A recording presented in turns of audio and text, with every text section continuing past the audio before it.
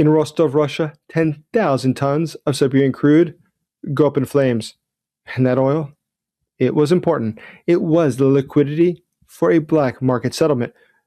Meanwhile, 4,000 miles away, a phone rings in Bogota. It's Crocus calling. A Russian fixer tells a cartel broker that the collateral is gone, and the fallout is instantaneous, because somewhere in the mid-Atlantic, a ghost tanker cuts its engines. Its GPS goes dark. Without oil to back the debt, the microchip deal will never go through. A $3,000 drone just paralyzed a $300 million transaction. And this is the reality of the shadow pipeline. It's something you've probably never heard about, but this is the truth of Russia today. If you want to really understand the multi-billion-dollar industry, the hidden economy that Russia is engaged in, you'll understand Russia much better. Because today we see that Russian intelligence brokered a merger with violent syndicates. It is a logistics of lawlessness. The Russian military intelligence, the GRU, and the Sinaloa Cartel share offshore bankers. They have the same shadow contractors. They work with allies in Iran, North Korea, Venezuela, and Cuba. And these sanctioned regimes collaborate with others, like Hezbollah and the FARC. One cleanses fentanyl cash, and the other buys drone sensors. And this today is the most dangerous protection racket in history. It is a global merger of rogue states and of criminal organizations. And every machine, though, has one choke point. And today we're seeing that its heart just skipped a beat. My name is Jason Smart. I'm a special correspondent for the Kyiv Post and National Security Advisor. So after the collapse of the USSR, Russia pioneered the modern template for state crime fusion. The Soviet collapse shattered enforcement, courts, and basic financial trust. Privatization created sudden fortunes without secure property rights. Violence and intimidation became a business service, not an exception. Protection became a market, and the market needed professionals. Former officials from the security services moved into the protection economy because the state could not pay them, and the state could not control the streets. And many ex-KGB and military veterans entered into private security and business protection. Some worked alongside criminal groups, and some competed with them. The result was the same. Criminals gained access to tradecraft and to networks. Business gained access to coercion, surveillance, and deniable muscle. Putin rose out of that environment, a KGB officer who entered city power as the racket economy started to harden. The state recombined with the protection market instead of destroying it. The Russian concept of protection, or Krisha, became the operating model. A protection umbrella promised safety from rivals and safety from the police. It often meant that the police and the umbrella were connected. It turned enforcement into a revenue stream instead of a constraint. And as you've noticed, one thing cutting into Russia's revenue these days is drones. So if you'd like to help the Ukrainians to get more drones, check out the first pinned comment below with the question of the day. Right below it, you'll see how you can help the Ukrainian soldiers get what they need to help survive this winter and for Ukraine to defeat the Putin mafia. Thank you. So under Vladimir Putin, the security state consolidated, but it did not erase the criminal ecosystem. It absorbed parts of it, it disciplined other parts of it, and it used parts of it because deniable actors are useful when the state wants distance. That produced a Russian export.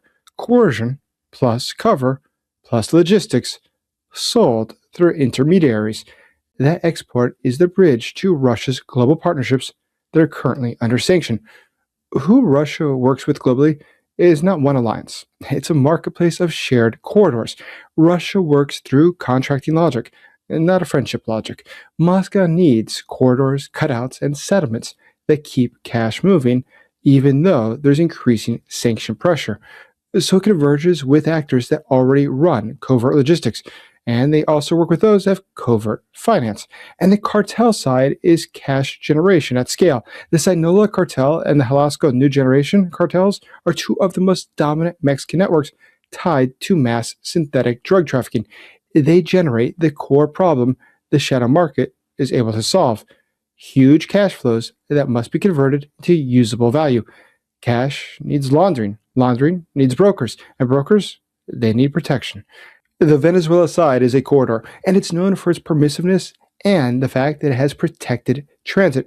A corridor that can move narcotics and cash can also, though, move sanctioned cargo, gold, and high risk procurement. Corridor states matter far more than this ideology. Think about Iran and their side in this. Iran has hard currency scarcity and has sanction evasion demands. A collapsing currency forces commerce into informal dollars, gold, and alternative settlement. Iran's system then relies more on intermediaries who can move value without normal banking.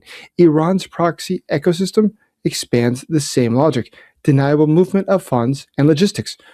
Or think about Hezbollah. Hezbollah is a connector in parts of Latin America. In fact, did you know that Hezbollah, one of its strongest bases, is Latin America, not the Middle East? It has been publicly described by the U.S. Treasury as operating through facilitators, commercial fronts, and trade-based schemes. It has also been publicly described as intersecting with Venezuela-linked finance nodes. And this is how Middle East proxy finance touches Latin America and its corridor geography. But once these corridors exist, intelligence services do not need to run them. They only need to manage access to them. Where the Russian intelligence service fits into this is first with its leverage, corridor management, and deniable external access. The FSB's role is corridor management inside of Russia specifically. It decides which facilitators are protected and which are sacrificed. It polices rivals harder than it polices the system. Because the system, it funds the regime. This turns the corridor competition into a political conflict. Think of the SVR. That's the Foreign Intelligence Service of Russia. What it does is it manages recruitment, operational cover. It works to identify brokers, fixers, intermediaries who can provide routing, paperwork, and settlements. It reduces attribution by keeping the state one step away from the transaction. And this is where criminal logistics becomes strategically useful, because criminal logistics specializes in distance. Under pressure, criminals gain leverage because they control the corridor. And under pressure, the state gains optionality because it can use the corridor without signatures. And that is the operating logic of deniable logistics. Consider Viktor Bout. He shows what deniable logistics looks like in real life. Viktor Bout belongs in this story because he is the archetype of post-Soviet deniable logistics. Viktor Bout was convicted in the United States for conspiring to sell weapons to the FARC, a revolutionary leftist organization in Colombia. The point is not this man, though, it is the model. Russian-linked logistics selling industrial-scale supply to a designated insurgent organization. That model thrives where normal banks and normal shipping cannot operate.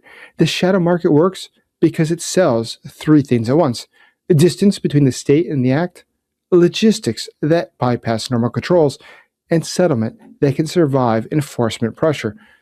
Corporate camouflage, though, is also important. That is how they're able to hide what is actually going on. Russia uses this sort of camouflage to hide ownership, pay for procurement, and move elite wealth. They use things like shell firms and nominee directors. They create delays, and delays enough to move value. The same structure can own a ship. A ship can carry oil, and an invoice can move the value for that. Now, Iran and Hezbollah use corporate camouflage to keep fundraising and procurement resilient under sanctions. Commercial fronts can look like normal trade while functioning as a payment bridge. And when one company burns, another replaces it, and the corridor then survives. Venezuela corridor actors use corporate camouflage to turn protection into deniable business. Layered ownership and offshore structures make enforcement slower and more contested. Slow enforcement is the commodity that they are selling. Trade-based laundering is the paperwork service, though, that many people need. It turns a commerce into a settlement mechanism. Hezbollah-linked networks have been publicly described using trade-based schemes. Value moves through invoices, cargo descriptions, and mispriced goods. Prices, quantities, and origins can be adjusted to move the hidden value. And Russia, it uses invoices and their manipulation to help with its own efforts to reduce sanction friction. The invoice becomes camouflage and settlement logic when banks are dangerous. The goal is plausibility long enough to settle and then to repeat this all again. But there's something else that's important. A trade narrative launders legitimacy, and that's very important.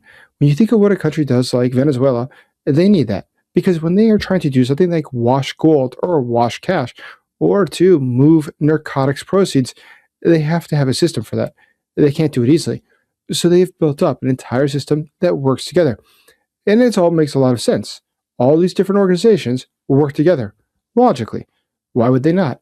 If you are a sanctioned actor, such as Hezbollah, or a terrorist organization, such as FARC, or a drug cartel, like Sinaloa, or a country that's sanctioned, such as Nicaragua, such as Russia, such as Venezuela, such as North Korea, you all have something in common. You can do business with each other. And so you each figure out how you can work together, what it is that each one can do to contribute to their ability to continue operating.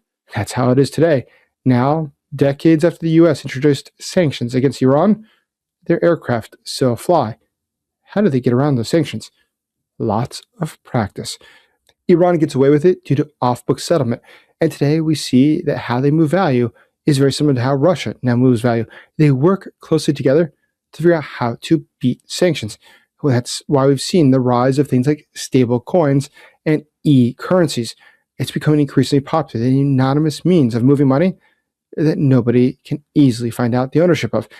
So if you can use this, you can get around sanctions. Why not work together on this? Why is it not in their interest if they have a supply and a demand? The drug cartels have tons of cash. These countries need cash. They need foreign currency. And it's very convenient. Those cartels have houses full of foreign currency, dollars and euros, that they don't know how to use. So if Russia is willing to take that in, it's willing to exchange it for things such as for cryptocurrency, that's something that works just fine for the Russians. There is a lot of opportunities that come from this. So the current system that we see today in Russia, the takeaway of this is that though it appears that the sanctions are hurting Russia, they are, most certainly. There are some people becoming very rich because of these sanctions. And one of the people that is benefiting from the sanctions on a personal level is undoubtedly Vladimir Putin. And that's why today, Vladimir Putin, he doesn't like the sanctions, of course. He's against them. However, there are worse things that could happen to him. In the eyes of Vladimir Putin, the sanctions are sort of a positive. Keep in mind, there are some people making a lot of money due to these sanctions. The FSB, for instance, it's in charge of the Shadow Fleet. That Shadow Fleet has made a lot of money for people that are the constituency of Vladimir Putin. Vladimir Putin's goal is not to make his people happy. It is not that the Russian people will live better. Vladimir Putin's goal is to stay in power. That is his first and primary and only objective above all else, is to make sure he doesn't lose power. But to assure his fate, he has to make sure that those in the FSB are happy. And the way that he keeps them happy is by allowing them to work in the global organized crime world. And today, we see that there is, in fact, a mafia that they are in charge of. Ultimately, when we look at the situation, there's a very easy conclusion we can come to. The fact is that every country has a mafia. But in the case of Russia, the mafia has a country. Thank you for watching. Please like this video, subscribe to this channel, and consider becoming a channel member today. And please do check out that first pinned comment below where you'll see the question of the day. Leave me your response below. And please check out right below that how you can help the Ukrainian soldiers and Ukraine get the equipment they need to survive this winter. As always, thank you for supporting Ukraine.